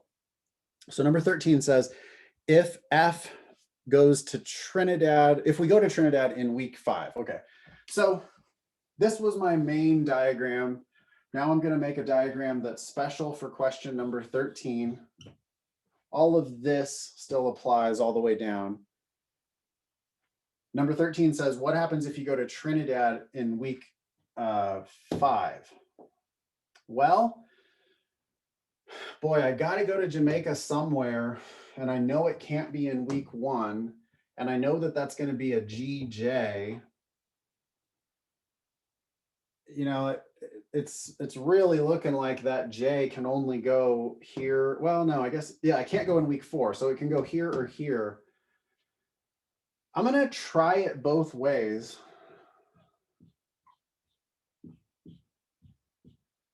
I think the J can go here or the J can go here. The reason why I'm focused on the J is that the J requires a G, and that's a big block. And when I put a T here, I start running out of space for where the big block can go. So maybe this works, although that seems a little dicey. This seems easier because once I do this, then I look at the M before G before M rule, and I go, yeah, the only way we're going to be able to do it is to put an M here. But then if I put an M here or here, I know I have to put an M in one of those 2 spaces. It seems like I've got an extra G to play with. Not a T, because T can't go here or here. That would be 2 T's in a row. not an M because there's exactly two M's, not a J because J requires G in front of it. So this is going to be a G, and these guys are going to flip flop. If I do it this way, there's only one way to do it, but it actually works. M, G, M satisfies all the rules. So notice I'm doing a lot of work for number 13, but I'm going to answer it with certainty, and then I'm going to save these diagrams because these were working scenarios, and they might help me once I return to the more global questions like number 12. Anyway, number 13 says, which one of the following could be true? So either here or here, anything that could be true. Can we go to Trinidad in week 1? No. Can we go to Martinique in week 2? No. Can we go to G in week 3? No. Can we go to Martinique in week 4? Yeah, right here. I think that works. Can we go to Jamaica in week 6? Nope. So I did a lot of work here, but then I pretty confidently eliminated A, B, C, and E, making the answer for number 13D. Number 14 is another if question. It says, if I go to G in 1 and J in 5, that should do an awful lot.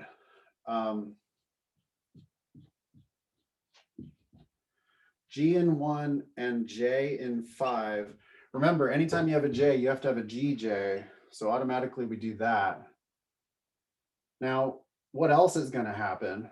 Well, I need the M before G before M. The only way to do that is to put an M right here. The other M goes here or here. And that can't be with a G because you didn't end up with two G's in a row. It can't be with an M because I've already used both of my M's. It actually could be a J, huh? If I put J here and M here, that would work.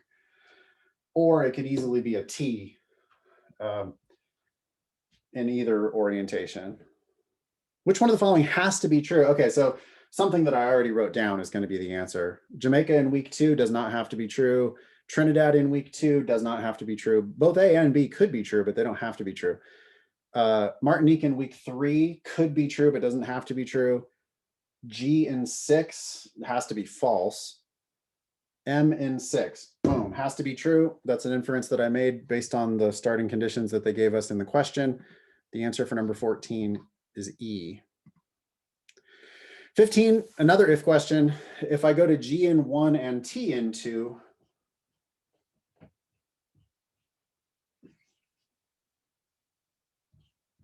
sorry, T in 2, oh, that is T in 7, and T in 2. Hopefully you guys can still see that. Yeah, okay. So right here, if I do all this, now let me think. I know I can't go to J in 4.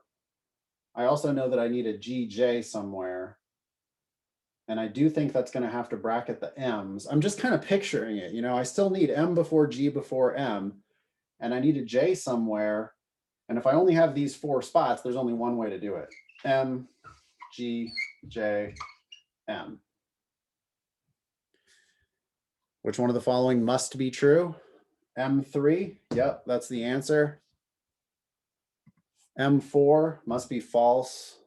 M5 must be false. G3 must be false. G5 must be false. The answer for number 15 is A. 16 says, if I go to M in week 3, then what could I do in 4 and 5?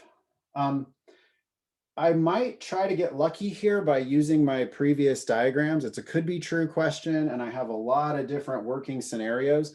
This isn't worlds. This isn't an exhaustive list of all of the scenarios, but it is a list of scenarios that work.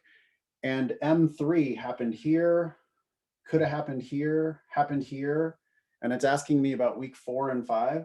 GT would work and GJ would work. If either of those are listed, that's going to be the answer. Yep, I did get lucky. Number 16 is A, because this scenario has M3, GT, 4th and 5th, and I know that scenario works. If that scenario didn't work, I would have crossed it out. So here's an example of how you can use your previous work sometimes to take shortcuts on the subsequent questions. Number 16 is A. Number 17, okay. I'm back to the global questions. So I'm going to do number 12 and number 17. Of course, you could do 17 and then 12, doesn't really matter. Number 12, which one of the following cannot be true ever? T6, oh shit, that's an easy, wow. That's like a freebie. All you need is one rule there. No, you need two rules. You need the rule that T goes in 7, and you also need the rule that you can't have the same destination twice in a row. But that proves that T can't go in week 6. That is an inference that I made at the very beginning of the game. Number 12 is A. Number 17, which one of the following must always be true? So in all of my scenarios, and in any possible scenario, it always has to be true. Do I have to go to G in week 1 or week 2? I mean, I did in all of these scenarios, but do I always in every scenario? I don't know. I'm having a hard time seeing why that would have to be true. I could make a scenario and try to prove it false. You know, it would be something like TM. That's a good start right there. Like TM, you know, you could even go T again, G, J, M. I think this works. And I did not have G in the first 2 weeks. So that conclusively eliminates A. In real life, I don't think I would have taken the time to conclusively eliminate A. Instead, I would have gone, well, I don't know. Let me see if one of these other answers jumps out at me as an obvious must be true. But that's one way to disprove A if you want to be 100% sure. B says, I have to go to M in 2 or 3. Nope. This scenario right here, I did not have M in 2 or 3. This was a working scenario that conclusively eliminates B. At most 2 voyages to G. I don't think so. You know, I just did a scenario right here where I had 3 T's, and I don't think I would have a problem with 3 G's. Remember, G is the necessary condition for J. Anytime you have a J, you have to have a G. Sorry. Yeah, anytime you have a J, you have to have a G. So 3 J's would be a problem, because 3 J's would mean 3 G's plus 2 M's. You're already out of spots. But 3 G's, I don't think would be a problem. Oh, and I just predicted the answer. Number 17, D, at most 2 voyages to Jamaica. I don't need to write anything down, but I can prove that via like just common sense logic. If I had 3 J's, then I'd have to have 3 G's to accompany those J's. And I have 2 M's for sure and a G for sure. Add all that up and you got 9 spots, but the voyage is only 7 spots.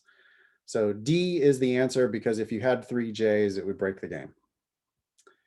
And that's the game. Sorry for running a little bit long. I wanted to make sure that I exhausted that explanation. I thought it worked out pretty well. If you made worlds, you might have gotten to some of those questions a little bit easier. I didn't just really see a very obvious way to make the worlds, so I didn't bother this time. If you watch the other videos though, you'll, I'm sure, see me make worlds based on probably the M's and the G. Maybe worlds based on the J, I don't know. The games are highly improvisational. This time I decided to just not make worlds, and it worked out awesome because the if questions let me write out a lot of scenarios, and that helped me answer the later questions. Nathan, I have a question. What's up? I got lost where you had M1, M2. You said G had to be between the 2 M's, and I kept going over the rules, and I just didn't read it. I don't know where I just don't see it. It's the 3rd rule. Okay. Says we're going to make exactly 2 visits to Martinique, and at least 1 voyage to Guadalupe must occur in some week between those 2 voyages. Oh, okay, got you. Sorry about that. Thank you. It's just got to read a lot more slower. Thank you. Yeah, you're welcome. Thank you for your question. Hi, I have a question. Sure. So for example, question 15, the answer is A for a must be true. How much further should we take time in checking that none of the answers are true, or if we see that that must be true is automatically A, just go to the next question? I would never do that on logical reasoning or reading comprehension, but I sometimes would do it on the games. I would probably never do it on the first question on a game, because on a first question on a game, I'm still sort of building my familiarity and comfort with the game. But on a later question in the game, if I was feeling really, really confident, and that one question that you mentioned, which number was it again? 15, but like even 12 was just a really simple, easy answer. So I agree. Yeah, 12. And the answer there is A, right? It's like, hey, can't go to Trinidad in week 2 or in week 6. Yeah, obviously. And so I'm okay if you're at the point where you recognize that that is clearly the answer. I'm okay with you just picking it, but be careful, because how much time are you really going to save? Like, you're going to save 10 seconds by not going through those other answers. And you have to be right about that like 95% of the time to make it worth saving that 10 seconds. So if you ever miss a question because of doing something like that, it's a pretty clear indication that you probably shouldn't be looking for those shortcuts. Great. Sounds like it got you there. I see 2 hands up. Rachel? Hi. So if we are able to do worlds and we build worlds, would you still suggest to do the if questions first? Yeah, it doesn't hurt you. It never hurts. See, that's the thing. Doing the if questions first never hurts you and sometimes helps you. So that's why we do it. If you really made strong worlds, it's less likely that doing the if questions first is going to help you, but it really doesn't cost you any time. I mean, the clicking around a little bit is trivial. It's a trivial amount of time. Okay, thank you. How do I say your name? Max Tiner? Tina. Tina is fine though. Sorry, say it again. You could call me Tina. Tina, okay. Yes. So I was still stuck on I think it was just answering it, but I'll still go ahead and ask. I know you explained the I think it was the 4th rule, but the way how I wrote it out is it was G is preceding J. That's how I read it. So that's how I wrote it. So basically I put G, then the arrow, J, because G is preceding. Yeah, but J. when I do the arrow, I mean something specific, which is I mean if, then. So this rule, this is another way of saying the rule. The rule said anytime you have a J, you have to have a G before it, which is the same thing as saying if you have a J, you have a G before it. And that's what this means. If I see a J, then I have to see a GJ. Oh. So this arrow doesn't have anything to do with sequencing. This arrow just means if, then. Okay. But I like how you wrote yours because it was more, it's more detailed than just writing G before J. Well, because it's not, the rule isn't G before J. It's not that it's more detailed, it's that it's correct. Okay. It's that it's not incorrect. The rule is not simply this. If you thought that was the rule, then you also thought that was the rule, which is just not correct. There are scenarios in this game where you can have, and weirdly, none of these actually worked out that way, but you could totally have a scenario that looks like, trying to do this on the fly, but I think you could pretty easily have T, M, G, M, G, J, T. Yeah, that works. See, this works, but it violates this because this isn't the rule. You don't have to have G and J together every time.